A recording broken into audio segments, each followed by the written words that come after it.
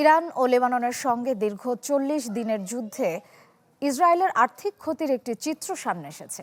এ পর্যন্ত দেশটির সরকারি ক্ষতিপূরণ তহবিলে ২৮,২৩৭ ক্ষতিপূরণের আবেদন জমা পড়েছে। এর মধ্যে ১৮,৪০৮টি ভবনের জন্য ও ২,৫৪৮টি যন্ত্রপাতির ক্ষতির জন্য দাবি করা হয়েছে। এছাড়া ৬১৭টি যানবাহনের ক্ষয়ক্ষতির আবেদনও জমা পড়েছে।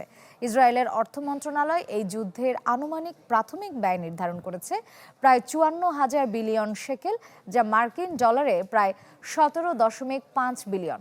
এই ব্যয়ের অঙ্ক আরও বাড়তে পারে, কারণ এতে জিডিপির ক্ষতি বা দীর্ঘমেয়াদী পুনর্গঠন ব্যয় এখনও যুক্ত করা হয়নি। যুদ্ধের কারণে ইসরায়েলের বেসামরিক অবকাঠামোতেও বড় ধরনের ধস নেমেছে। সম্পত্তি করের আওতায় ক্ষতিপূরণ দিতেই ১২ থেকে ১৩ বিলিয়ন শেকেল ব্যয় করতে হবে। এছাড়া ব্যবসায়িক কার্যক্রম স্থবির হয়ে পড়ায় ক্ষতিগ্রস্ত প্রতিষ্ঠানগুলোকে বিশাল অঙ্কের অর্থ দিতে হবে নেতানিয়াহু সরকারকে।